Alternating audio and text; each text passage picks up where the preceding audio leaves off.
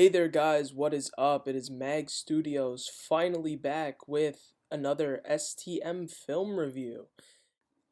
Now, before we begin, I just really want to say thank you to everybody that has been supporting the channel while I have been away. I know I haven't been as active in the recent months, but a lot has been going on, internship, and yeah, I've just been really busy. But anyways, thank you guys so much, and for this STM film review, I will be reviewing the Defenders versus Luke Cage stop motion film by none other than War TV 14. Now, like in every previous STM film review, I want you guys to relax, get a nice cold drink, get your favorite snack, and sit back and yeah, let's have a little chat about this film. And right before we really start here, I'm just gonna say that these are my own opinions. You don't have to agree with me.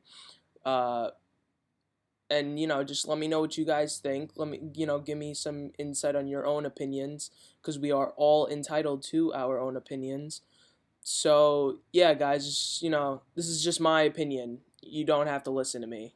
You could have your own opinions. It doesn't matter, because this is just my review. So yeah, just wanted to get that out there. Now, I will be reviewing this film based on 5 different points. The first being the story. Yeah, the story, just, like we've done in the past, if the story is, well, good, at the same time, if the film stays true to the story throughout the course of the film, and yeah. Next will be the animation, the fluentness, the amount of frames, just the overall amount of time that the animator put into the animation, if it's just really smooth, and yeah, just overall the stop motion animation. And as well as cinematography too, because that, in my opinion, is extremely important when it comes to filmmaking, getting the really good angles for action shots and whatnot. So yeah, I'm gonna add uh, cinematography in with the animation. Number 3, we have audio. Now, audio is very important in terms of just sound, music, if it really captures the viewer and really sucks them in to the story as well as the action. And you really want the audio to be really good in animations and films, because seeing and hearing go hand in hand in terms of filmmaking. So at number 4, we have voice acting, and I could have put this with the audio, but I feel like voice acting definitely deserves its own spot, being that voice acting is just, it's really important, especially if you want to stay true to characters that are being represented from comics. You got to make sure you have good voice actors to do justice to those characters. Now, a new one on STM Film Review is effects at number 5. Now, I do feel like this is very important, especially showing superheroes power sets, and even just like muzzle flares at minimum, Uh, but yeah, I feel like this is really important, whether it's practical or CGI. Nonetheless, it is very important for stop motion films, showing off power sets and, yet again, creating those epic scenes. I feel like you do need some sort of effects. Now, spoilers ahead, like always, it is not my fault that you have not seen this film or any films that I review. But yeah, giving you forewarning now, if you haven't, go back and watch it before you come back to this review. Now, going into story, I feel like the story is definitely really unique. It's more of a what if scenario, based on the Netflix series, from what I can tell. And one thing I really do appreciate is that War here has put a bio of sorts, an opening bio for the rest of the film. And being as, if you are a newcomer to his channel and such, uh, just an immediate fill-in on what this film is about. And I really do like the concept of this film, the story that, well, Luke Cage is, the new Kingpin. And if you have seen the Netflix series at the end of season 2 of Luke Cage, this is what happens, and it stays true to that story. This is just his take on what the continuation of the Netflix series would be. And I really do like it. I feel like Ward definitely did a good job here of representing characters from the Netflix series and from characters outside of the Netflix series who we have not yet seen in the MCU. So I'm really, really digging the story here, and I think he did a really, really good job. Just great job. And before I go into the animation, I just really have to say that the voice acting in this film is spot on. Just really great. All the characters sound spot on to how they should sound, and they're represented, in my opinion, perfectly. Especially War's voice acting for Luke Cage is spot on. And Stealthbots as Daredevil's also spot on. Spot on from the Netflix series. And everybody sounds great. I really like Spider-Man's voice actor as well. So yeah, just stellar voice acting all around. For real. I tip my hat off to every voice actor that participated in this film because everybody did a great job. And the thing about voice acting is that it really tends to suck the viewer in at the same time because it sounds more accurate. And being, as the majority of us are comic book fans, we really appreciate the effort that voice actors put into representing the characters in these films. So, yeah, great job all around for voice acting as well. Now, going into animation, this is one of my favorite things about War as a stop motion filmmaker. His animation, in my opinion, is some of the best out there. Just the camera movement while the characters are moving is just so fluent, and this is something that me myself I've been trying to improve in my own films. And I gotta say, he absolutely does a stellar job in this film as well. Just the overall animation is very smooth. And yeah, it's almost Robot Chicken-esque. It's great, honestly. Uh, really can't say anything bad about his animation because it is just so fluent. And also his effects that go hand in hand with his animation. Like, look at that. Look at that wasp transition to her shrinking, that green screen. It's so spot on. It is so clean. And, this is something me myself have, yet again, I've been trying to improve in my own films. So, yeah, just great job, honestly. Just stellar job. Now, the effects, there is a mixture here of practical and CGI. And the CGI effects are really good. I like them a lot. There's some of them, like the webbing for Spider-Man is on point. I do believe he used footagecrate.com maybe for the effects because some of them do look familiar from that website. I have downloaded some of them myself. But man, just great effects at the same time. I do believe, I'm a big supporter of CGI effects in stop motion. Uh, I don't know, just something about practical energy effects that kind of I don't really like too much.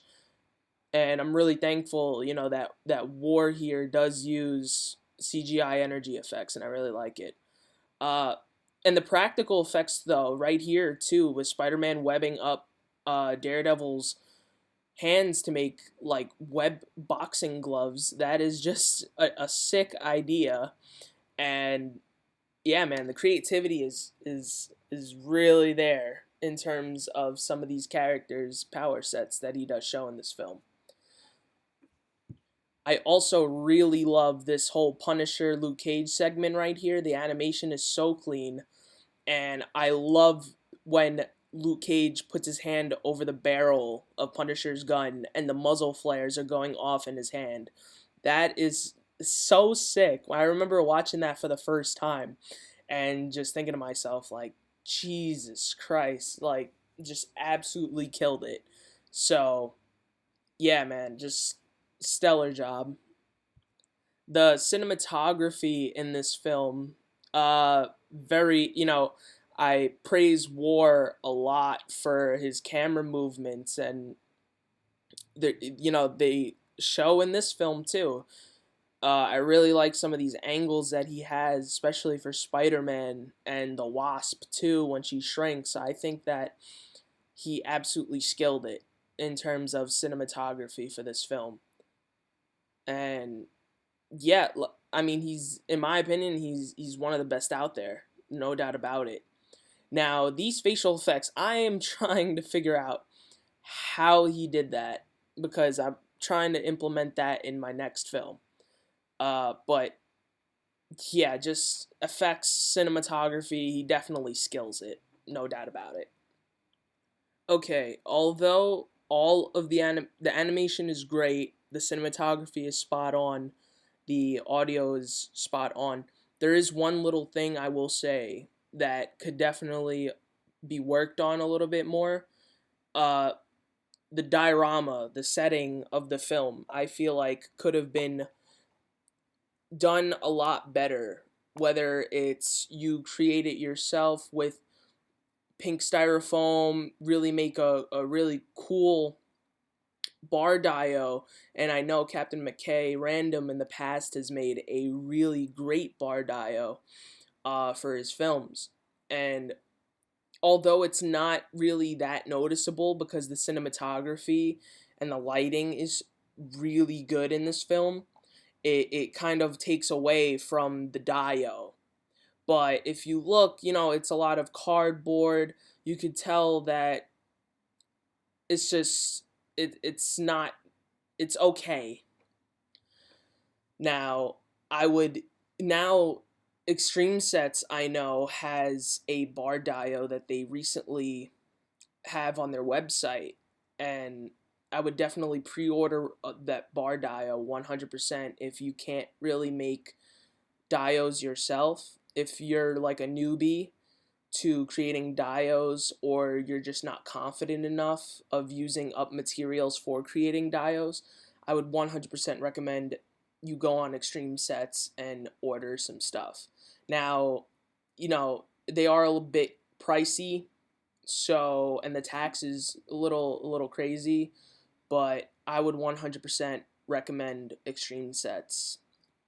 But other than that, honestly, it doesn't even really matter that much because the cinematography, the lighting of this film is so good that you really don't focus on the background as much. It was just something that I noticed a little bit, but yet again, this is just my own critique and opinion.